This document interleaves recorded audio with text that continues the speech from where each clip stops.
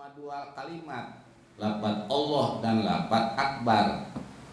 Dan ngucap Allahu dan akbarnya itu wajib kudu dibaca dengan lisan. Andai kata satu huruf nggak kedengeran oleh kuping kita atau nggak dibaca oleh lisan kita dari kalimat Allahu akbar, nggak sah pak sholatnya. Misalnya gini tak, Allah akbar, yang hilang huruf apa? U-nya itu nggak sah.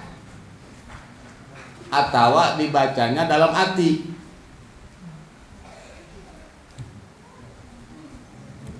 Kagak sah. Jadi itu Allahu Akbar wajib dibaca dengan lisan, wajib terdengar oleh kuping kita. Awas tak. Kalau satu huruf saja nggak kedengeran kalimat Allahu Akbar itu oleh kuping kita, atau kita nggak baca satu huruf saja oleh lisan kita, maka takbir tersebut tidak sah. Kalau takbirnya tidak sah, otomatis sholatnya juga tidak sah.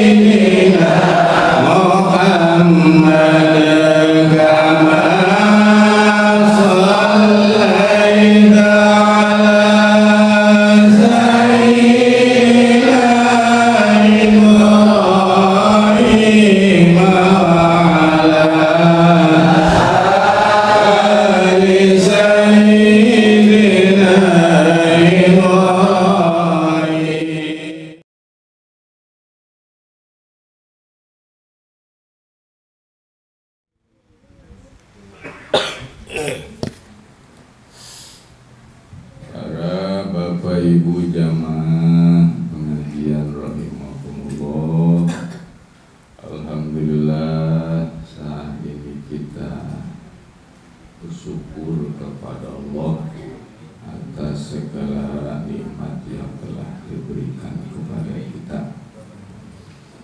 Di antaranya kita masih diberikan nikmat sehat walafiat, nikmat panjang umur, terutama adalah nikmat iman dan nikmat Islam, sehingga kita dapat kumpul kembali di majlis ini dalam rangka thalabul ilmi, untuk ilmu Allah Subhanahu wa ta'ala. Mudah-mudahan dengan sababiah kumpulnya kita di tempat ini menjadi sabab diampuninya dosa-dosa kita, diampuninya dosa kedua orang tua kita, diampuninya dosa guru-guru kita, dan mudah-mudahan kita semuanya kembali ke hadirat Allah membawa iman Islam husnul khotimah.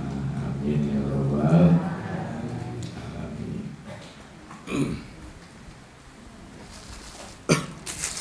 Sebelum kita lanjut kepada pembahasan kajian, kita kirim hadiah terlebih dahulu untuk para almarhum almarhumah yang telah wafat meninggal dunia, lebih khusus untuk kedua orang tua kita, juga untuk para guru-guru kita dan ahli kubur daripada keluarga kita semua.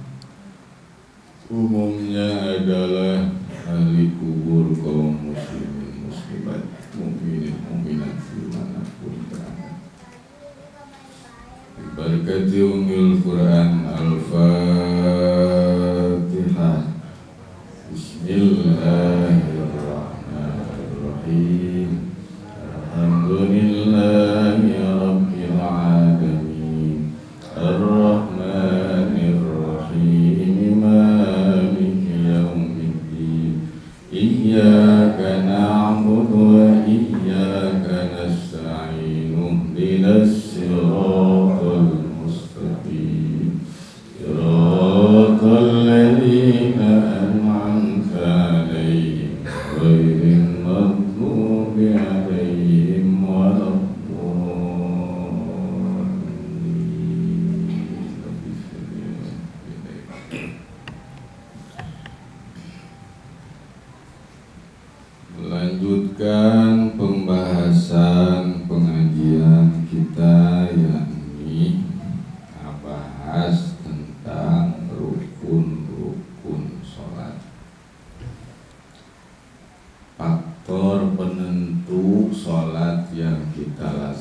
melaksanakan beres atau tidak beresnya, sah atau tidak sahnya tergantung pelaksanaan rukun-rukun sholat.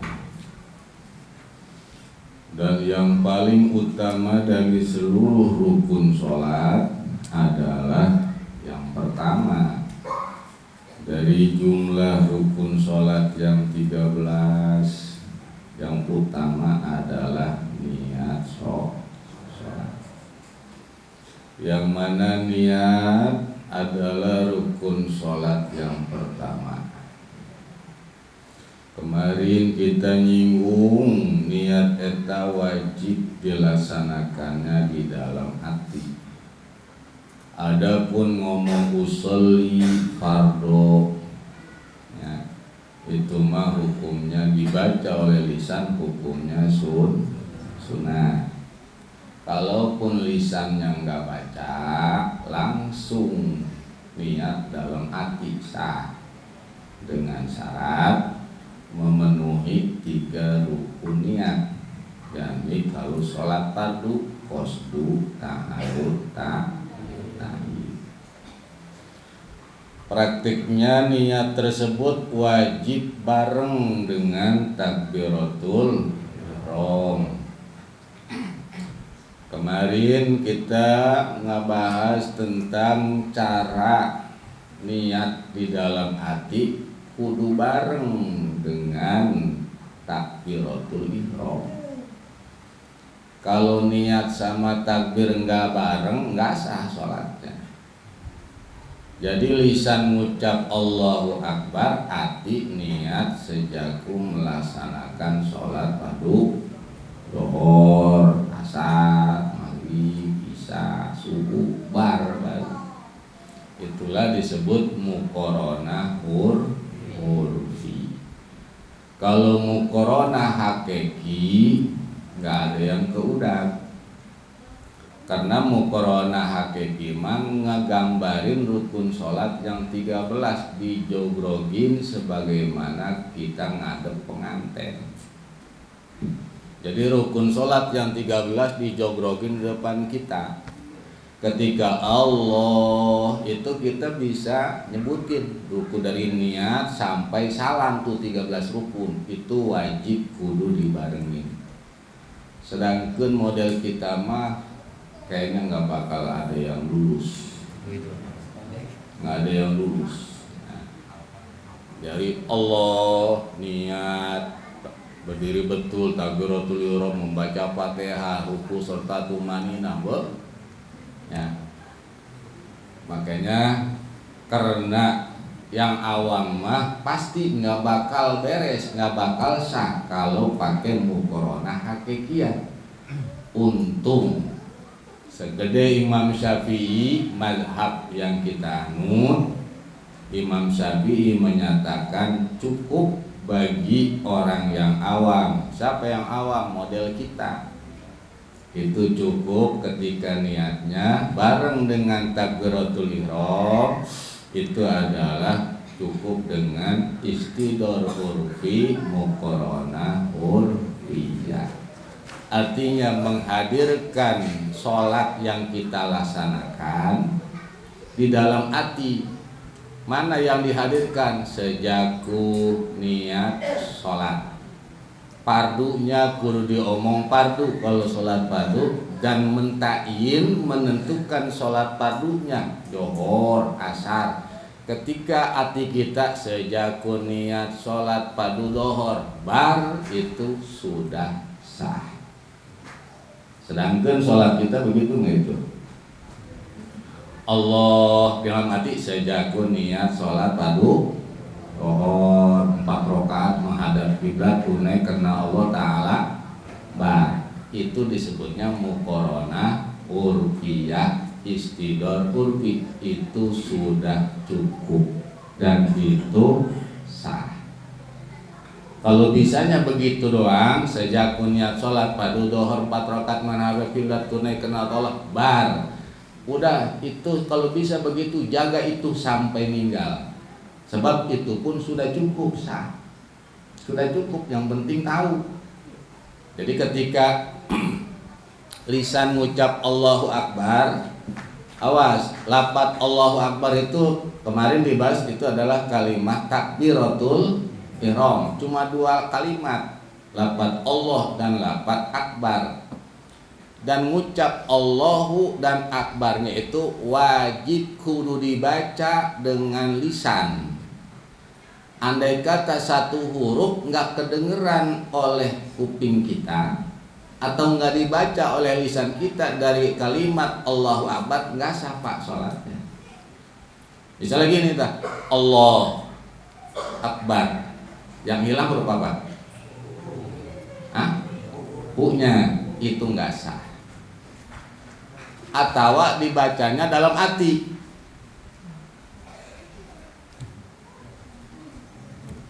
Kagak sah. Jadi itu Allahu Akbar wajib dibaca dengan lisan, wajib kedengar oleh kuping kita. Awas tak. Kalau satu huruf saja nggak kedengeran kalimat Allahu Akbar itu oleh kuping kita, atau kita nggak baca satu huruf saja oleh lisan kita, maka takbir tersebut tidak sah. Kalau takbirnya tidak sah, otomatis sholatnya juga tidak sah. Jadi hurufnya kudu kedengeran oleh kuping yang takbirnya, bukan kuping teman kita yang di samping kita. Ya. Jadi kita punya kuping 2, Allahu Akbar. Yang penting kedengeran dari A lafaz Allah sampai Ro lafaz Akbar, itu harus terdengar semua dan harus dibaca semua. Boleh nggak kalau pakai hames kayak berbisik? Bukan Allah ini mah. Kan kalau Allah Akbar pelan mah ketahuan dibaca. Allah Akbar. Itu dibaca masih. Tapi eta hames namanya, begitupun gak sah sama. Jadi harus dibaca pakai lisan, walaupun pelan gak jadi masalah. Yang penting kedengeran oleh kuping kita. Pak Ustadz, itu bagaimana kalau yang sholatnya ternyata kupingnya budeg? Jangankan omongan orang lain, omongan sendirinya dia mah puyeng. Dia ngomong ke dia, nanya ke temennya, weh gue tadi ngomong apa? Itu gue tolol lu ngomong apa? Kamu gue gak kedengeran. Eta berarti kupingnya udah korek eta mah. Eta sholatnya bagaimana? Model begitu mah nggak disyaratin kudu terdengar oleh kupingnya. Bagi yang budeg. Bagi yang budeg udah. Makanya yang budeg mah sholat di hampura. Andai kata dia sholat culak-ciluk, orang udah takbir dia belum, hari nantepin. Yang budeg mah, udah begitu. Itu sekarang dia. Ya. Jangankan begitu doang, nyudut petasan cabai di kupingnya nggak kedengeran, misalnya kan. Digandungin di kupingnya, disudut, berapa kata dia? Tadi ada suara kesak-kesak di mana itu? Kesak-kesak bunyi, apa liatin belego di kupingnya. Model begitu sholatnya bagaimana? Yang begitu mah dihampura. Yang penting sholatnya sesuai dengan rukun. Takbirnya nggak kedengeran oleh kuping, nggak jadi masalah. Tapi kalau yang model kita mah awas nih, awas. Ketika waras kuping kita nggak dengar, takbirnya wajib kudu dengar. Pelan, yang penting kedengeran oleh diri kita sendiri. Yang penting oleh diri kita sendiri kedengeran. Dari A lafaz Allah, jadi alif lam ha alif kaf ba ro, itu huruf yang 8 itu harus terdengar oleh kuping kita dan wajib dibaca dengan lisan. Barengin arti nih niat. A lafaz Allah, A dalam arti udah mulai bisa jago niat sholat padu dohor 4 rakaat menghadap kiblat tunai karena Allah Ta'ala. Akur gitu sholatnya. Ya udah, bisanya segitu jaga terus. Udah, yang penting mah udah istidor urfi. Kalau istidor hakiki bagaimana? Udah bayangannya sulit. Sebab ngegambarin 13 rukun di dalam hati. Gambarin 13 rukun, jatiyah ruku, jatiyah sujud serta tumaninah. Tuh apa, duduk antara sujud serta tumaninah kudu digambarin dalam sholat ketika niat. Aduh, kayaknya kita nggak bakal sampai. Walaupun sampai, paling lagi duduk doang. Lagi takbir begitu, Allah, keburu habis napas. Kayaknya baru nyebutin Allah sejak niat sholat pada dohor yang mana rukun sholat ada 13 pertama niat dulu itu mah kudu nyari nyebutin di sampingnya. Kalau dalam hatinya mah mulut takbir kayaknya nggak bakal sampai. Untung ada muqaranah kita. Udah makanya nanti di akhirat ketika dikumpulkan di mahsyar itu nanti rombongan-rombongan yang sholat nanti ada golongan-golongannya. Ada golongan hakikat atau lain lagi kumpulnya. Golongan syariat atau lain lagi kumpulnya.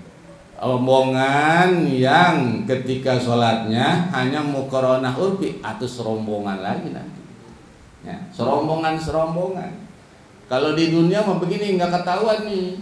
Mana yang pinter, mana yang bodoh. Mana yang derajatnya tinggi, mana yang rendah. Nggak ketahuan di dunia mah. Tapi nanti di akhirat mah udah nggak ada tedeng aling-aling. Yang luhur mah luhur baik, yang rendah mah rendah baik. Makanya kita mah di dunia yang penting ibadah. Udah terutama sholat 5 waktu jaga sholat mah. Terus yang kedua ngaji, udah segitu. Ngaji deh. Udah ngaji. Nah, itu yang kedua. Jadi yang pertama niat, kedua takbiratul ihram. Kalimatnya Allahu Akbar. Jangan ditambahin waw atau waw sukun atau waw berhakat. Allahu Akbar enggak sah. Allahu Akbar kagak sah. Allah Akbar kagak sah. Allahu Akbar enggak sah. Allahu Akbar enggak sah. Allahu Akbaru enggak sah. Apalagi uak lama mah. Allahu Akbar sama enggak sah. Yang sah cuma Allahu Akbar.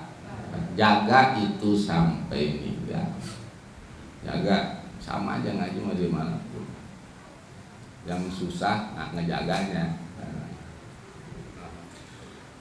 Nah, sunahnya wa aqallu ini kemarin sampai ke pembahasan rukun sholat yang kedua, wajib dibarengkeun niat dengan awal mula takbiratul ihram, terus diiringi niat tersebut dalam hati, lisan baca Allahu Akbar sampai akhir huruf ro lafaz akbar, hati pun sama selesai. Hati selesai, ngucap Allahu Akbarnya pun selesai. Dua rukun sholat sampai dua. Pertama niat sholat, kedua takbiratul.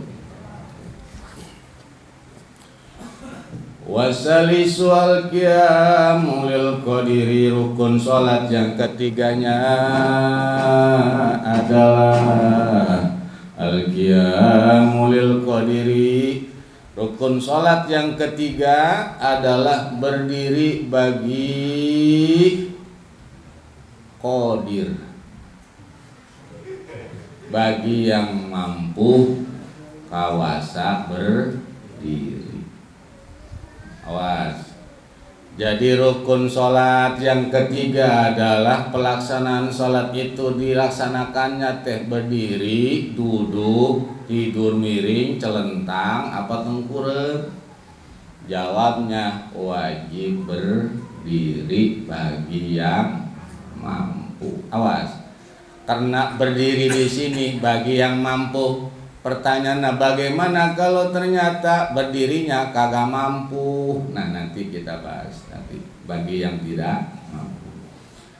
Kalau kita melaksanakan sholat, awas, ada sholat fardu, ada sholat sunnah. Nah, ini kita bicara sholat fardu 5 waktu yang pokok. Ketika kita sholat, niat sudah dibarengin dengan takbiratul ihram. Nah, yang ketiga, badan kita sehat, bisa berdiri, maka hukum berdiri bagi yang mampu hukumnya wajib. Wajib. Makanya alhamdulillah nih kita semuanya di sini sholat masih dikasih nikmat sehat, masih bisa berdiri, masih bisa diri, berarti alhamdulillahirabbil sempurna berdiri. Jadi awas berdiri juga fil fardi di dalam melaksanakan sholat fardu. Emang kalau sholat sunnah, nanti sholat sunnah matafsil ya, di depan nanti bakal sampai ngebahas tentang kedudukan orang yang sholat tentang rukun yang ketiga. Awas. Jadi di dalam melaksanakan sholat fardu wajib rukun sholat yang ketiga berdiri bagi yang mampu. Dalilnya dari mana? Nah, di sini ada satu riwayat liqaulihi sallallahu alaihi wasallam. Jadi pernah ada sahabat yang bernama Ki Imron bin Hasin. Jadi dulu pada zaman Kanjeng Rasul ada sahabat namanya Ki Imron bin Hasin. Wakanat bihi bawasir. Ini Ki Hasin Pak Bu ini punya penyakit bekser. Jadi punya perabot depannya udah dol. Kalau istilah keran mah itu udah netes ngecek beta. Kalau keran mah bisa diganti tuker. Kalau barang pakai apa tukernya? Paling diikat pakai karet. Dapat sebulan lembung. Nah, jadi ini Ki Imron bin Hasin punya penyakit bekser. Jadi Ki Imron ini melihat sahabat, sebab para sahabat Pak Bu itu sholatnya senantiasa berjamaah. 5 waktu berjamaah dengan baginda Rasul. Nah ini Ki Imron karena pengen bisa bareng berjamaah dengan baginda Rasul, kan ini ada ujur. Jadi ujurnya bekser nggak midoin bekser mah. Nggak midoin bekser mah. Ada bekser, ada lara bool. Ambil nambah bool mah. Nah, kalau lara bool mah itu nongol netes aja sama. Kalau bekser mah itu udah dol sama netes lagi aja. Jadi Ki Imron lapor ke Kanjeng Nabi. Lapor. Assalamualaikum. Waalaikumsalam. Jadi ada apa Imron? Tuan, ya. Saya punya penyakit. Penyakit apa? Saya punya penyakit bekser ya Rasul. Oh. Terus coba tuh doain saya supaya cepat sembuh, baik supaya pengen sempurna lagi ibadah sholat dengan Tuhan. Oh, akhirnya ini Ki Imron karena punya penyakit bekser, punya penyakit bawasir. Jadi bawasir mah ini lara bool. Kalau bahasa kita wasir. Apa wasirnya? Ambai. Ada lagi bekser. Udah kan kalau ambayan mah kalau berdiri kan susah. Ya. Ngeset. Kan nongol ngeset kalau berdiri. Jadi itu gak sambil nonggeng-nonggeng Ki Imron datang ke Kanjeng Nabi, dia emang punya penyakit bekser. Bawasir, wasir lah ambayan. Pengen minta didoain oleh Kanjeng Nabi. Nah akhirnya oleh Kanjeng Nabi didoain. Pas didoain baik. Kan setelah baik nyesel. Ki Imron ini setelah baik nyesel. Jadi katakannya Nabi, emang kenapa kamu wahai Imron? Saya punya penyakit wasir Tuhan. Terus jadi saya sholat nggak bisa berdiri. Bagaimana saya sholatnya? Katakannya Nabi, sholli qaiman. Kalau kamu bisa sholat berdiri, berdiri. Nggak bisa Tuhan. Fa illam tastatik faqidan. Kalau nggak bisa berdiri mah duduk.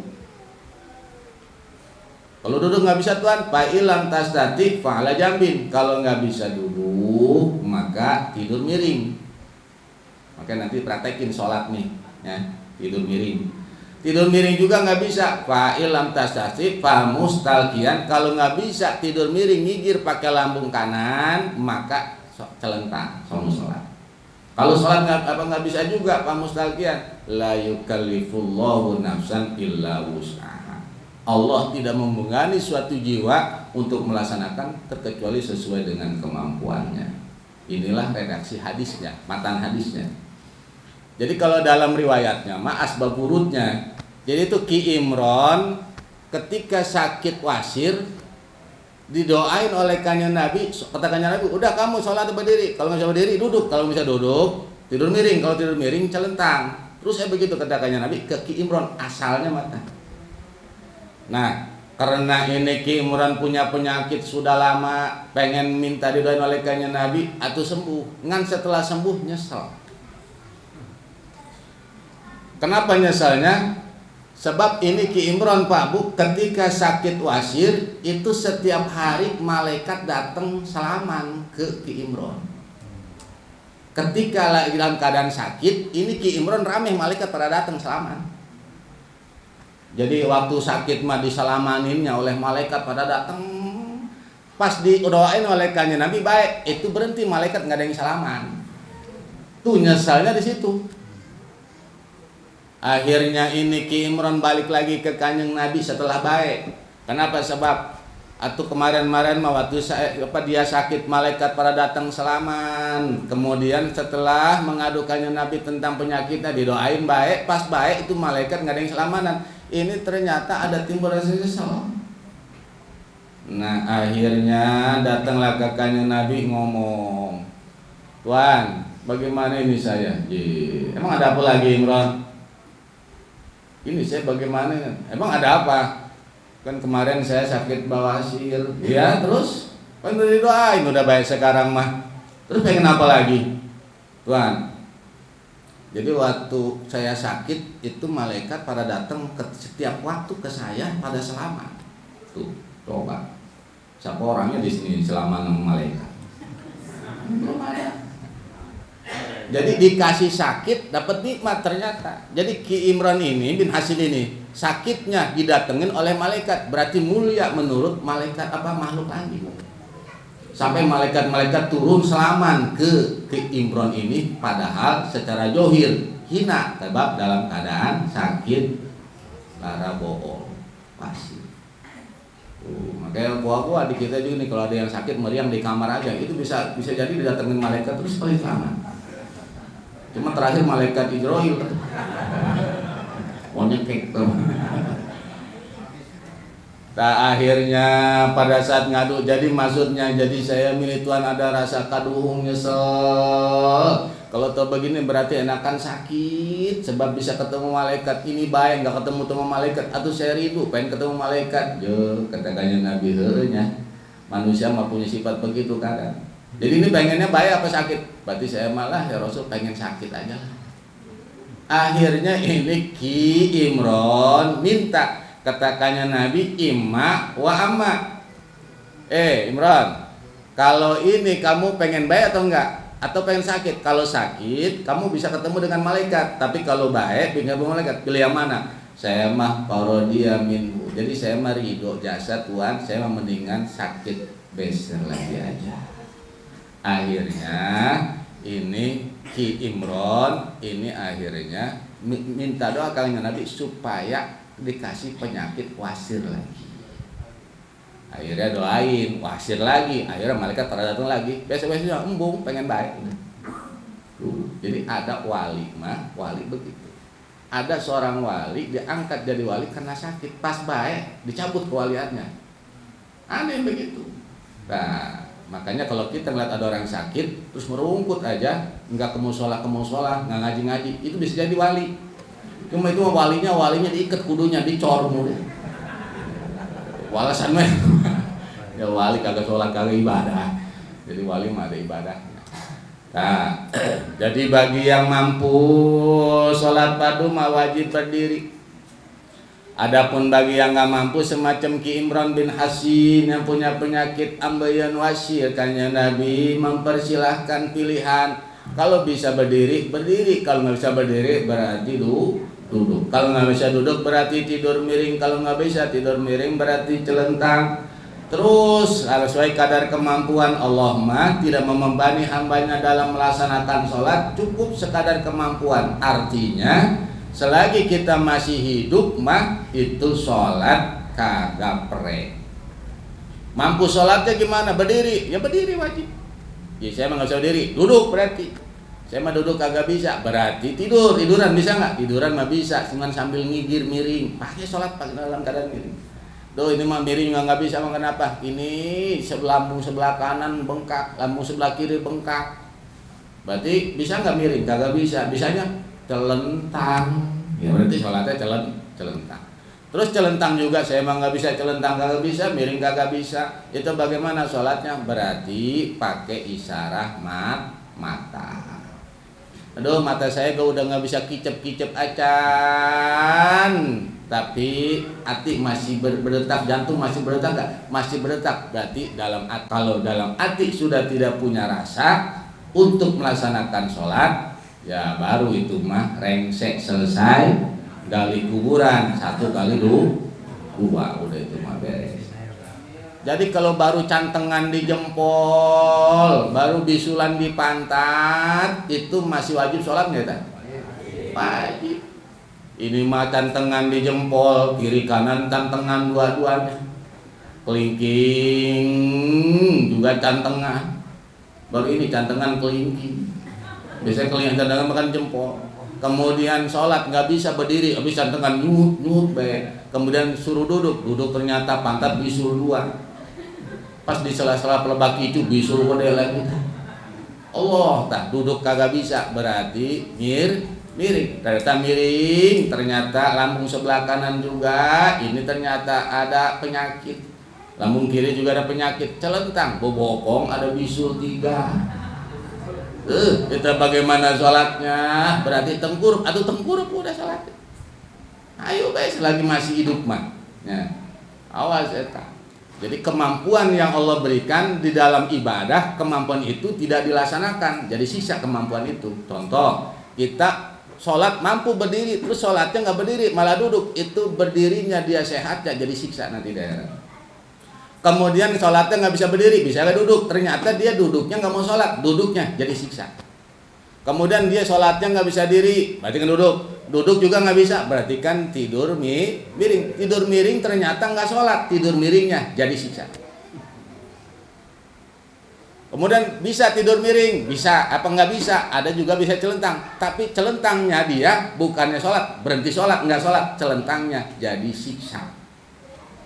Jadi banyak hamba-hamba Allah, naudzubillah min dzalik, hidup di dunia uncang-uncang kaki, badan sehat padahal sholat bisa berdiri, jangan ke duduk, berdiri pun mampu, tapi nggak sholat. Di sini aman-aman saja, nggak kelihatan itu siksa, tapi di akhirat bakal disempurnakan siksa kemampuan dia berdiri melaksanakan sholat. Makanya mudah-mudahan kita mah dikasih kekuatan melaksanakan ibadah sholat. Jangan nggak ada perek. Ya ini mah sakit perek sholat. Ya, baru pakai koyo doang perek. Koyo. Ada orang lewat ya, bang, ayo di sholat. Enggak ngelihat lo, pala gua nih. Emang kenapa pala? Itu pada putih. Pelem lo mah. Koyo ini, pala gua lagi gentak ini. Gila tuh, jangan ngomong begitu. Nah, itu salah nggak sholat baik. Lagi lu pakai nanya, gua lagi puyeng. Gua mah bagi gua nih begini, awas nih. Bagi gua mah di mana sakit itu kata Pak Ustadz sholat boleh perek. Ustadz mana Ustadz? Sholat perek. Aduh, etanya. Awas eta. Kalau ada orang sakit, tadinya misalnya sehat, sholat pas sakit berhenti sholat, itu sakitnya jadi siksa. Oh, terus begitu.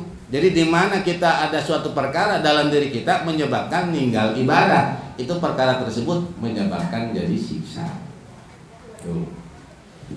Jadi yang ketiga rukun sholat berdiri bagi yang mampu di dalam melaksanakan sholat fardu. Awas, kita fokus masih bicara sholat fardu nih ya. Sholat johor berarti wajib berdiri. Sholat asar, maghrib, isya, subuh wajib berdiri. Awas, sholat yang fardu ngan 5 waktu di dalam pelaksanaan sholat yang kita kerjakan. Ditambah sholat sunnah yang dinajarkan itu pun jadi fardu. Itu nanti laksananya wajib berdiri. Nah, bagaimana kalau ternyata berdiri pun tidak mampu? Wa kharaja bil qadiri al ajizu, keluar masalah hukum ketetapan bahwa melaksanakan sholat wajib berdiri bagi yang mampu juga itu kalau yang sempurna bisa melaksanakan sholatnya berdiri, jadi kesempurnaan sholat.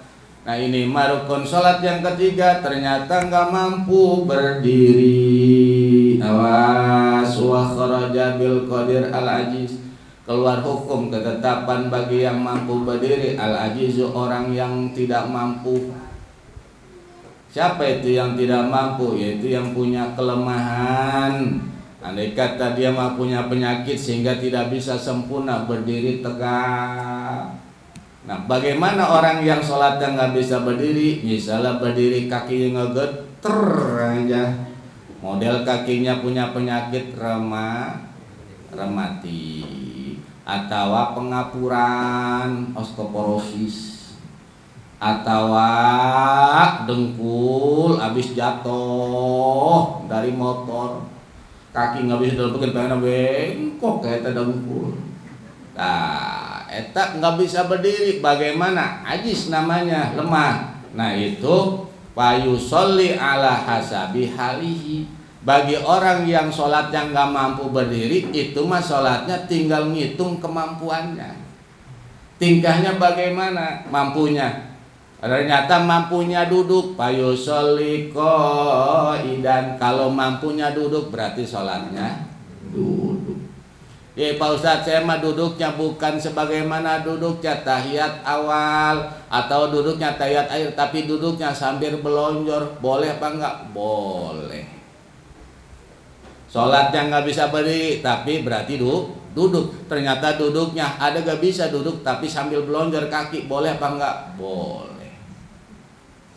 Pak Ustadz, saya mah belonjor tapi kudu diganjel pakai bantal kaki saya. Itu bagaimana? Boleh diganjel. Ayo, sampai mana mampunya? Pak Ustadz, saya mah duduk ternyata kaki saya kudu dijegangin. Maksudnya gimana? Jadi jegangin nih dengkulnya, jegangin kagak apa-apa, boleh. Pak Ustadz, kenapa lagi? Ngasih, saya menanya doang. Nah, duduk yang bagus, duduk tahiyat awal. Kalau nggak mampu berdiri, ternyata duduk tahiyat awal nggak bisa. Duduk tahiyat awal nggak bisa, duduk iftiros namanya.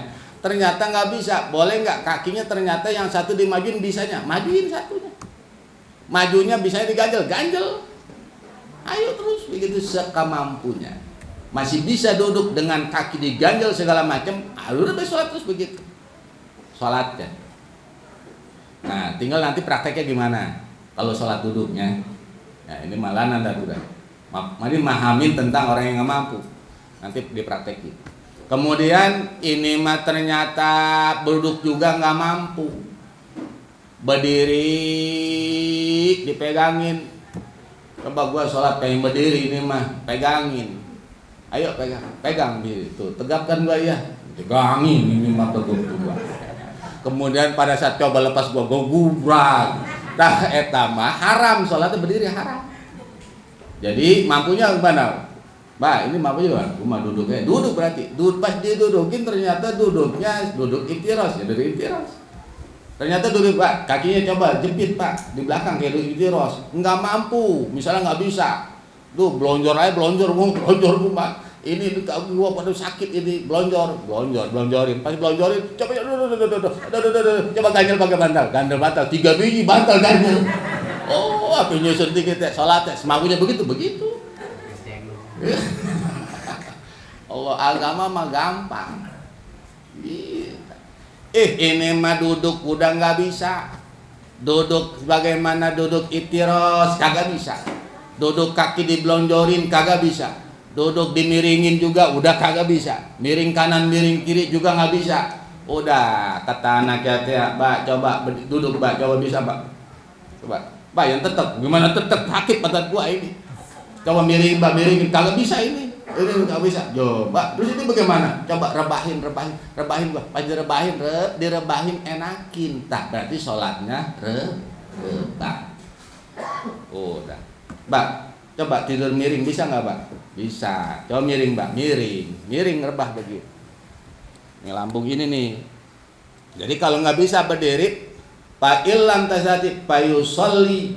Nah makanya fa'in ajaza sholat mutajian. Kalau ternyata duduk nggak bisa, sholat mutajian, sholatlah dalam keadaan tidur miring gini. Nah caranya bagaimana nanti? Ini nanti palanya kasih mantel, nanti praktekin lah.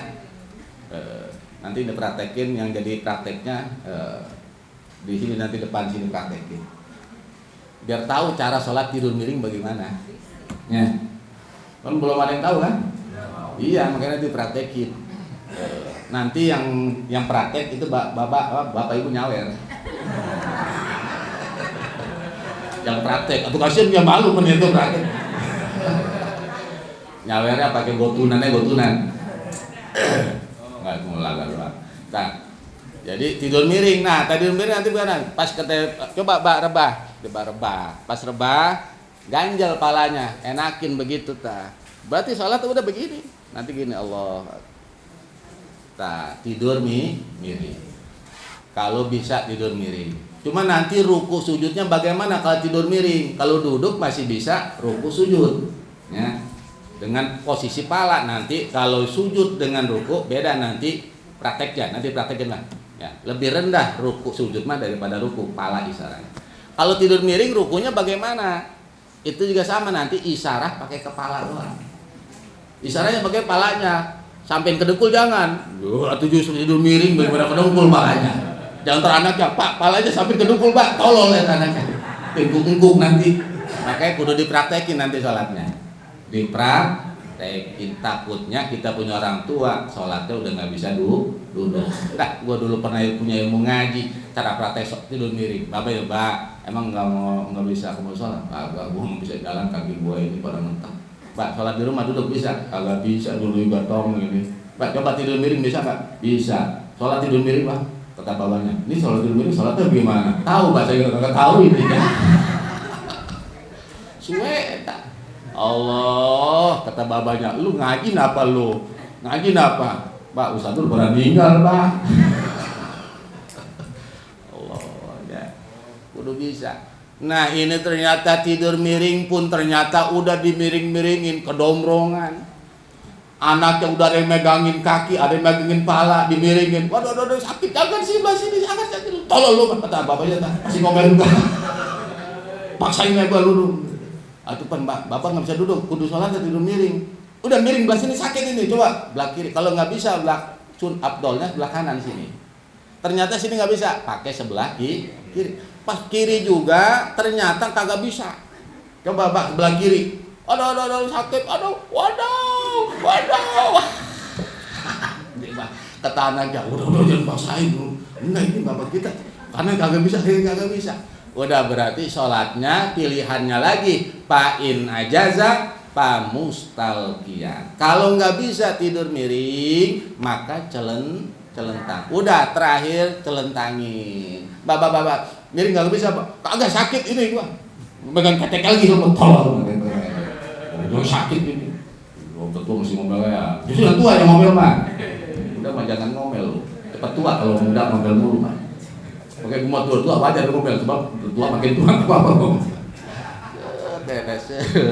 Nah, pas itu udah nggak bisa miring. Alternatif lagi sholatnya celentang. Coba Pak celentangin, bisa celentang. Tuh, celentang mah plong napas gua nih tenang ini berarti sholatnya cuma kalau sholat celentang nanti bagaimana prakteknya? Nanti palanya kasih bantal ganjel supaya wajah ngadep kiblat. Jangan main geletakin lah ya. Mbak udah sholat rendam bisa udah tahu tinggal. Ini gua sholat bagaimana ini? Aduh, tinggal lah ya. Kita kayak jodar tolol eta. Nanti sholat kalau celentang bagaimana? Itu pun nanti dipraktekin. Praktekin mah. Ya. Jadi nanti ngadepnya gimana? Biar tahu. Jadi nanti bapak ibu naudzubillah menjalik punya penyakit hatta sampai nggak tidur miring kagak bisa. Berarti kan celentang nggak sholat. Celentang. Tuh. Terus yang mantap mah misalnya kata babanya, ini gua kangen berjamaah nih tong. Sama gimana bab musola. Pen baba ini nggak bisa tidur, sholatnya nggak bisa berdiri, Bang. Tapi gua pengen berjamaah ini. Udah ajak gotong sama anaknya tah. Kamu sholat. Celentang. Udah ke kasur-kasur bawa sono. Udah di belakang dia. Cuma dia mah taruhnya jangan di sab barisan pertama, ngeribetin nah. Udah, masih di belakang. Kan gue taruh di belakang, babang ngeribetin. Kalau taruh depan mah, ini kan kasur 180 meter 1 cm ini panjang, 2 meter kalau bagian lain. Oh iya, udah belakang gitu. Kan ya batas. Jadi sholatnya bagaimana? Boleh nggak tuh orang yang tidurnya celentang ngemakmum orang yang berdiri? Atau boleh? Bahkan sebaliknya, yang berdiri, misalnya nanti sholat berjamaah ya, sampai kita bakal pembahasan. Ada imam sholatnya duduk, makmum sholatnya berdiri, boleh nggak? Boleh. Itu nanti di pembahasan bab berjamaah. Ya. Atau imamnya pedok kakinya, makmumnya sehat, sah nggak? Atuh sah. Yang penting imamnya pas. Yang nggak sama, udah pedok kagak paseh. Begitu mah jitak eta. Tapi kalau misalnya kakinya pedok, waduh, kata makmum kita sehat-sehat ini ya. Masa imam pedok begini jadi imam. Tapi bacaannya paseh. Kan yang sholat mah yang diwarah bacaannya. Fatihahnya paseh, takbiratul ihramnya paseh, terus doanya juga rapi. Nah, itu jadi imam sah. Jangankan pedok, imam duduk aja sholat nggak bisa berdiri, makmum berdiri masih sah. Jangan diributin ya. Ini mah di sono dulu itu dulu ada kasus dulu udah sama jasa waktu saya masih bobong itu. Jadi itu imam gempor. Nah, imam gempor, kemudian makmumnya sehat-sehat. Itu imam makmum ngomongin imam melulu. Kenapa diomongin itu imam? Sebab kalau sholat digotong-gotong sama makmum, tolong kata imam. Kayak gempor. Kata makmum teh, ini imam nyapei. Sholat itu gotong-gotong. Kata imam dia, itu bukan lu tolol. Tahuan lu pada sehat, kenapa mau jadi imam? Saya nggak bisa bacaannya. Itu udah, ini mah terima kasih. Justru kita saling gotong royong. Lu nggak bisa ngimamin, nah bisanya gua. Tapi gua nggak bisa maju, lu yang ngegotongin. Jadi bareng-bareng ini mah. Nanti pahalanya bagi dua nggak bagi dua masing-masing. Oh, masing-masing pahalanya mah nanti. Nah, berjamaah. Tah. Nggak mampu celentang, udah ini mah kita punya orang tua atau saudara miring udah nggak bisa, celentang juga udah ngap-ngapan baik, Mbak bisa celentang, Mbak,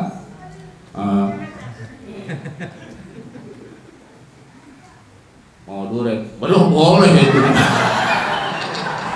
tolol tuh mah. Itu berarti masih sehat mulutnya.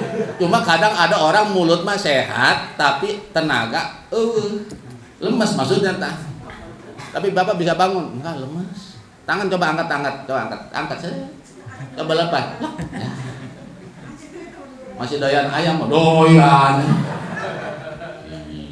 Ngomongan mobil deh. Tah eta berarti sholatnya yang begitu mah. Itu kalau udah nggak mampu celentang, pain ajaza. Kalau mampu nggak mampu celentang, au ma'at torfahu, maka isyarah pakai kelopak mata. Sholatnya udah, celentang udah nggak bisa, Mbak. Celentang pakai bantal nggak bisa. Tapi kalau dipegangin bisa, Mbak. Pegangin, coba pegangin. Pas dipegangin sama anak-anaknya bisa. Tuh repot ini Mbak. Kalau celentang masih mending ini, Mbak. Ini kalau dilepas ke bantal, jangan sakit. Ini pegangin anak. Oh, pegangin. Nah itu sholatnya bagaimana? Udah sholatnya begitu mah pakai mata aja, kicep. Jadi nanti di mata takbirnya Allah. Jadi di mana nanti rukunya, sujudnya kicep doang. Jadi asal alhamdulillah. Nah nanti kicep lagi, kicep berarti ruku, kicep lagi, tidak, kicep lagi berarti sujud, kicep lagi duduk agak. Terus ternyata ini yang kicep ternyata nggak tahu rukun sholat, sama apa itu repot ya? Urutan sholat kita. Pas itu nanya, emang habis ruku ngapain? Oh, ketanya kan ya. Habis ruku mah mbak, tidak, itu dulu ya kayak gimana ya? Allah, itu bodoh mah repot udah. Ya Allah, ya. Makanya banyak orang sakit berolat berhenti. Sholat berhenti, padahal masih tidur celentang. Bisa sholat tidur celentang, enggak sholat, tak siksa tidur celentang. Tidur celentang nggak bisa, udah itu mah, udah celentang, berarti udah nggak ada daya fisik untuk bergerak melaksanakan ibadah. Satu alat yang masih bisa menjadi isyarat sholat yaitu adalah mata. Sebab mata di mana masih bisa kicep, berarti masih hidup. Masih hidup. Mata mah kalau di mana masih kicep berarti masih hidup. Tapi kicepnya jangan terlalu banyak. Makanya kicep mah normal. Terlalu banyak kicep nggak bagus. Jarang kicep kagak bagus. Mata kicep dulu. Atau kagak bagus. Terus mata jarang kicep bisa ke orang melototin orang dulu. Makanya kita mau bersyukur ada kicep, ada enggak. Nah, nggak bisa celentang, kicep. Kicep juga ternyata nggak bisa. Ini mah fa'in ajaza. Dimana kicep juga udah kagak bisa. Udah kan berarti nggak ada pilihan. Bagaimana kalau ternyata kicep pun sudah tidak bisa? Fa'in ajaza ajro af'ala sholati ala qalbi. Maka bagi si orang tersebut yang sudah nggak bisa kicep udah nggak bisa, matanya udah merem baik. Mbak, melek coba. Bisa. Dibelekin sama anak diganjel pakai korek. Koreknya patah, petek bro. Ini berarti udah rapet dasar itu mata. Allah etak begitu. Bagaimana yang sudah begitu? Berarti sholatnya udah dia mah sebisa dia. Bayangin di hati, gambarin rukun sholat tersebut. Mulai dari niat takbiratul ihram udah di hati digambarin. Bagi yang sudah tidak bisa kicep pakai di hati udah dia makanya tidurnya dia tidur gitu. Sholat bisa jadi ya. Bisa jadi sholatnya berarti melalui gerakan hati. Udah nanti Allahu Akbarnya di hati. Terus baca Fatihahnya di hati. Rukunya di hati. I'tidalnya di hati. Sujudnya di hati. Semua itu gerakan-gerakan sholat digambarinnya, dijalaninnya di dalam hati. Nah, paham kita bisa atau enggak memperjalankan rukun sholat ketika bagi orang yang enggak mampu isyarah pakai kelopak mata? Bisa kalau ketika sehatnya memang dia tahu cara praktek sholat itu. Tapi kalau yang nggak tahu rukun sholat kagak tahu, boroning eta ke hati, gak gambarnya bagaimana? Kayak kita nggak pernah ketemu dengan orang, kita ditanya sama orang, bang kenal nggak sama bang Junet? Iya nggak kenal. Coba bang gambarin dah, Junet kayak gimana? Nggak kenal gimana gambarinya gua. Enggak, bang Junet mah kumisan. Atau lu aja nggak gambarin berarti. Kan nggak bisa. Makanya hikmah ngaji mata kita rukun gerak dan segala macam. Andai kata kita sudah sholat 5 waktu kan, kemudian kita sakit kan masih kebayang kita tuh sholat, nah kebayang ruku bagaimana, i'tidal bagaimana, kan sujud kebayang. Ketika andai kata sampai suatu penyakit dikasih kelemahan oleh Allah, sampai tidak bisa sholat sampai dengan isyarat kelopak mata, maka dengan sih. Terakhir udah, hati itu terakhir. Makanya walayat ruku as-sholata madama sabitan. Jadi hukumnya janganlah seseorang ketika di dalam dirinya jasadnya masih ada ruh, itu janganlah meninggalkan sholat selagi akalnya masih ada. Artinya masih ada pemikiran, itu akal masih ada, maka hukum sholat masih hukumnya wajib. Tapi kalau akalnya sudah hilang, udah nggak eling, seperti orang gila, orang gila kan udah nggak punya akal, tapi gilanya yang hilang akal. Nah itu mah udah nggak wajib. Makanya kalau kita lihat orang yang di pasar telanjang bulat, bukan telanjang bulat, telanjang bugil. Nah terus itu udah nggak pakai busana, makanan juga yang di sampah-sampah dimakanin sama dia, badan lusuh segala macem. Kemudian udah pada dewasa, itu kok udah nggak tidak melaksanakan ibadah sholat, nggak ngaji dan segala puasa segala macem, itu si doraka atau nggak? Atau nggak doraka udah gitu mah. Karena tidak ada kewajiban karena akalnya tidak ada. Tapi kalau masih ada akal mah, itu wajib sholat. Orang yang sakit akal masih ada, wajib sholat. Tidur miring masih ada akal, wajib sholat. Celentang masih ada akal, wajib sholat. Kemudian isyarat pakai mata, akal masih ada, wajib sholat. Hati masih ada, udah di ICU tapi hatinya masih ada detak jantung begitu, itu masih wajib sholat kan? Wajib sholat. Nah, adapun yang sudah dicabut akalnya mah nggak wajib. Itulah para bapak ibu jamaah sekalian. Jadi wajib berdiri bagi yang mampu di dalam melaksanakan sholat fardu. Jadi kalau sholat fardu mah berdiri mampu, nggak boleh duduk. Ada orang sholat fardu mampu berdiri, endahan duduk sholat fardunya, nggak sah sholat. Tapi apakah hukum duduk itu boleh nggak diganti berdiri dengan duduk? Kalau sholat fardu kan nggak sah. Mampu berdiri berarti wajib berdiri, mampu berdiri endahan duduk berarti sholatnya nggak sah kalau sholat fardu. Bagaimana kalau sholatnya sholat sunnah? Sholat sunnah mampu berdiri mah ngan duduk boleh apa enggak tuh kalau sholat sunnah? Kalau sholat fardu mah kalau berdiri wajib berdiri, nggak boleh duduk. Ini mah yang dikerjain sholatnya sholat sunnah, mampu berdiri padahal mah ngan dikerjain sholat sunnahnya duduk, boleh apa enggak? Nah di sini wa fi manal ajiz mantalhaku masyaqatun dhahiratun bil qiyam. Jadi di dalam masalah orang yang melaksanakan sholat, sholat. Nah di sini terakhir aman naflu tadi situ.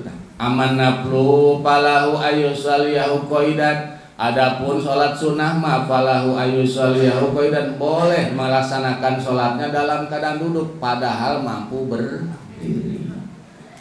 Nih kayak kita sholat johor misalnya, sholat johor kan fardu, mampu berdiri, sholatnya berdiri, wajib berdiri, duduk nggak sah. Pas beres sholat johor, pengen sholat sunnah ba'diyah johor.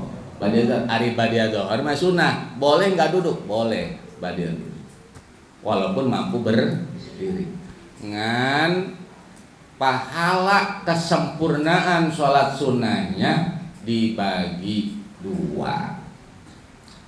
Seharusnya misalnya kudu 10, kalau berdiri itu sholat sunnah, ternyata kerjanya duduk, jadi pahalanya ngan seukur 5.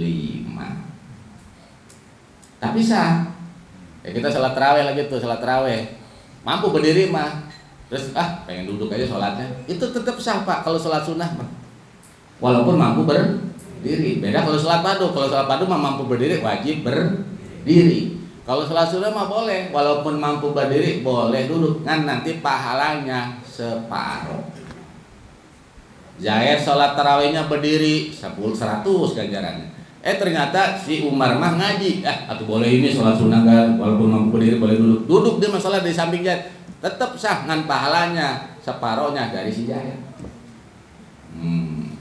Paling nanti di sono demonya di hadapan Allah, ya Allah, kan ini saya sholat sunnah, kan saya pengrajinnya lu tapi pengbanyak duduknya lu. Pun si Jahir mah palanya banyak amat, sholat sunnahnya bareng di samping saya, dia mah sholatnya berdiri, emang palanya sempurna dia mah 10, kan saya mah separoh. Atau emang lu mengajarnya penduduk, berarti separoh daripada yang berdiri. Kalau begitu mah saya dulu berdiri ya, itu bukan lu. Padahal kenapa mampu berdiri, kenapa duduk? Enggak, katanya boleh juga, pahala itu dibilangin kurang separoh. Tak boleh. aman nablu falahu yusalli qaidan au mutajian. Ini mah bisa berdiri mah apa? Tapi pengen duduk boleh. Pak Ustadz ini mah berdiri, mampu berdiri terus sholat sunnah duduk boleh. Ini mah boleh nggak tuh? Yang duduk boleh nggak itu tidur miring? Au mutajian. Ini mah sholat sunnahnya sambil inilah kekedengan. Ternyata di sholat johor kekedengan, mikir begitu miring sambil sholat sunnah. Itu sah nggak? Sah. Kalau sholat sunnah. Makanya kalau lihat orang yang ahli ilmu mah beres sholat padu misalnya, itu tiduran aja orang-orang sholat badiah apa di Mekah bisa jadi lagi tiduran di sholat sunnah. Kan itu pahalanya bagaimana? Kalau mampu berdiri, sholatnya malah tidur miring, berarti pahalanya itu sepertiga. Kalau tadi misalnya kalau duduk mah 50, berarti kalau tidur miring pahalanya cuma 25. Terus ngurangan. Tapi kalau sholat padu mah awas, wajib berdiri bagi yang mampu berdiri, nggak boleh diganti dengan duduk. Tapi kalau sholat sunnah boleh duduk kalaupun mampu berdiri. Ustaz, itu bagaimana kalau orang tersebut ternyata punya penyakit kepala? Jadi orang tersebut punya penyakit vertigo, migrain. Pas sholatnya Allahu Akbar, pas dapat 1 rakaat ini kepala muter 7 keliling. Lampu muter, tadinya 1 jadi 20. Udah nggak bisa melek. Akhirnya berdiri, tadi mah mampu. Kemudian karena palaku yang bisa berdiri mah ngan bakal ngejongklok. Kemudian diganti turun duduk, boleh nggak? Boleh. Berarti duduk. Pakai di sini wabi manal ajis mantahaku masaqatun jairo. Sama hukumnya orang yang nggak mampu melaksanakan berdiri, orang yang lemah, orang yang mendapati kepayahan yang sangat luar biasa. Mana bil qiyam, misalnya berdiri mah bisa ngan kaduroni rosi pala uyeng rian sirah pala muter bae eta pihak kiroki bisa pinah bagi orang yang naik perahu. Misalnya naik perahu kita semacam di Bakuni, sholat di perahu misalnya, pas sholat itu ngobang ambing tak pala riet eta tadi mampu berdiri, kemudian karena puyeng, nah boleh nggak duduk? Boleh. Eta mah elatnya sama ajis, padahal bisa berdiri mah ngan kubakating pala bakal puyeng, eta boleh duduk. Jadi simpulnya mah di dalam melaksanakan sholat itu yang ketiga rukun sholat adalah berdiri bagi yang mampu, dan mampu di situ adalah wajib dilaksanakan ketika sholat fardu. Berdiri. Kalau ampuh berdiri malah duduk sholat padunya enggak sah. Nah, tapi kalau nggak mampu berdiri berarti boleh duduk. Nggak bisa duduk, tidur miring. Nggak bisa tidur miring, celentang, berbaring. Nggak bisa berbaring atau celentang, berarti isyarat pakai mata. Nggak bisa isyarat pakai mata, baru pakai hati. Memperjalankan pekerjaan sholat di dalam hati. Prakteknya bagaimana? Insya Allah pertemuan yang akan datang kita mempraktekkan cara sholat duduk, kemudian tidur miring, celentang, adapun isyarat dan juga isyarat pakai mata. Adapun hati mah nggak bisa dicontohin. Nggak bisa tuh hati mah. Atau ngomongnya bagaimana? Kedengeran nggak tadi saya baca Allah? Wah, terus. Jadi insya Allah praktekin nanti duduk, nanti ruku sujudnya bagaimana. Kalau tidur miring, ruku sujudnya bagaimana. Sebab yang direkennya ruku sama sujud. Kemudian tanya. Kemudian ketika celentang, ruku sujudnya bagaimana. Insya Allah pertemuan yang akan datang besok kita bahas. Nah, ya mungkin ngajinya cuma satu saja. Jadi nanti sebagaimana yang tadi diinformasi kemarin yang diinformasiin. Jadi insya Allah pada Kamis yang akan datang kita akan mulai tentang masalah ataman sholawat. Jadi sholawat ya, jadi mulai Kamis besok. Jadi Kamis besok dari ngaji seperti ini ya, kita bareng-bareng pada sholat. Jadi setiap bulan sekali. Jadi minggu yang keempat. Kalau Kamis besok dilaksanakan berarti Kamis besoknya enggak, Kamis besoknya enggak, Kamis besoknya berarti Kamis lagi ada ini. ini salat bagi itu salat. Bisa sibuk menuntut antar ibadah kepada Allah dan semuanya sekarang sampai akhir kita daripada segala kepada Allah dan husnul khatimah dan yang akan mendapatkan syafaat Rasulullah sallallahu alaihi wasallam. Kita selalu alhamdulillah ini komandan bersyukur kepada Allah sebagai kita Allahumma shalli wa sallim ala sayyidina Muhammad dan di akhirat pada Rasulullah sallallahu alaihi wasallam. Al-Fatihah. Allahumma hadina siratal mustaqim. Allahumma hadina siratal mustaqim. Siratal ladzina Allahumma shalli wa sallim ala sayyidina Muhammadin wa barik wa sallim. Radhiyallahu ta'ala kulli sahabati Rasulillah ajma'in. Amin ya Allah ya rabbal alamin. Allahumma hadina siratal mustaqim. Allahumma hadina siratal mustaqim. Allahumma hadina siratal mustaqim. Siratal ladzina an'amta alaihim siddiqina wa salihin wa hasuna ulaika rabbika dzalikal fadlu billahi